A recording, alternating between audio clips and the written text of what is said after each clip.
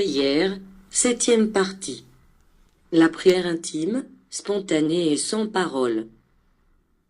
Peuple, la voix du Saint-Esprit est la manifestation spirituelle de Dieu par le biais de votre entendement, qui vous révèle, non pas une nouvelle loi ou une nouvelle doctrine, mais plutôt une forme nouvelle, plus avancée, spirituelle et parfaite de communiquer avec le Père, de le recevoir et de lui rendre un culte.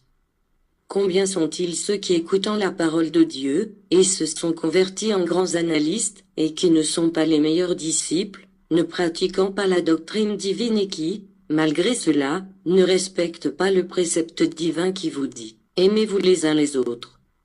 En revanche, voyez avec quelle facilité se transforme celui qui met en pratique un atome de mon enseignement. En voulez-vous un exemple? Celui qui, durant toute sa vie, dit qu'il aimait Dieu, par des prières verbales que d'autres composèrent, des oraisons qu'il ne comprenait même pas parce qu'elles étaient formées de mots dont il ignorait le sens, puis soudain sut quelle était la véritable forme de prier, faisant fi de ses anciennes habitudes, se concentra au fond de son esprit, éleva sa pensée jusqu'à Dieu et, pour la première fois, ressentit cette présence. Il ne sut que dire à son Seigneur, sa poitrine commença à sangloter et ses yeux commencèrent à verser des larmes. Dans son esprit se forma seulement une phrase, qui disait « Mon Père, que puis-je te dire, si je ne sais comment te parler ?» Mais ces larmes, ces sanglots, cette joie intérieure et jusqu'à son trouble, parlaient au Père un langage tellement merveilleux, que jamais vous ne pourrez en trouver de plus beau dans vos langues humaines ou dans vos livres.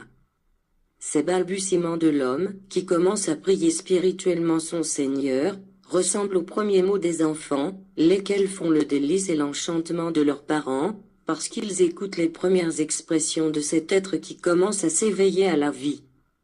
L'esprit élevé sait que la parole humaine appauvrit, amoindrit l'expression de la pensée spirituelle, pour cette raison elle rend muettes les lèvres de la matière pour s'élever, et exprimer, dans le langage que Dieu seul connaît, le secret qu'elle renferme au plus intime de son être.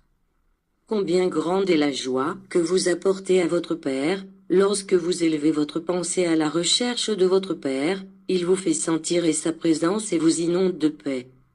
Cherchez votre Père en esprit, parlez-lui, peu vous importe que vos pensées soient maladroites pour exprimer votre pétition, il saurait les comprendre. Parlez-lui avec la même confiance que lorsque l'on parle à un père, confiez-lui vos plaintes, comme vous le feriez au dernier de vos amis. Demandez-lui ce que vous ne savez pas, tout ce que vous ignorez et lui, il vous parlerait avec les mots du Maître. Mais, priez, afin qu'en cet instant béni où votre esprit s'élève à votre Père, vous receviez la lumière, la force, la bénédiction et la paix qu'il vous concède. En silence, contez-lui vos peines, confiez-lui vos plus grands désirs. Même s'il sait tout, il veut que vous appreniez à composer votre propre prière, jusqu'à ce que vous en arriviez à pratiquer la communication parfaite de votre esprit avec le Père. La prière peut être longue ou courte, selon la nécessité. Vous pourrez, si vous le souhaitez ainsi, passer des heures entières dans cette délectation spirituelle, si votre matière ne s'en fatigue pas ou si une quelconque autre tâche ne requiert votre attention.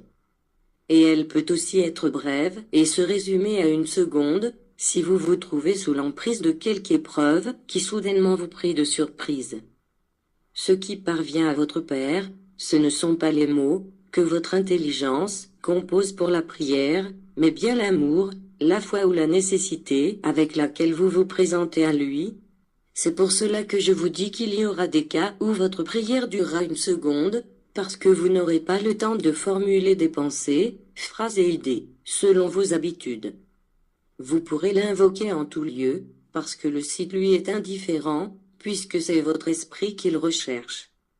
Au second temps, lorsqu'une femme demanda à Jésus si l'endroit où il fallait adorer Dieu se trouvait à Jérusalem, le Maître lui répondit, « Le temps est proche où ni Jérusalem, ni aucun autre lieu ne seront le site indiqué pour adorer Dieu, parce qu'il sera adoré en esprit et en vérité, ou encore, d'esprit à esprit. » Quand les disciples demandèrent au Maître de leur enseigner à prier, Il leur livrait comme norme la prière que vous appelez le Notre Père, en leur faisant comprendre que la prière, la vraie, la parfaite, sera celle qui, à l'image de Jésus, naît spontanément de l'Esprit et s'élève jusqu'au Père. Elle doit contenir obéissance, humilité, confession, gratitude, foi, espérance et adoration. Dieu te bénisse.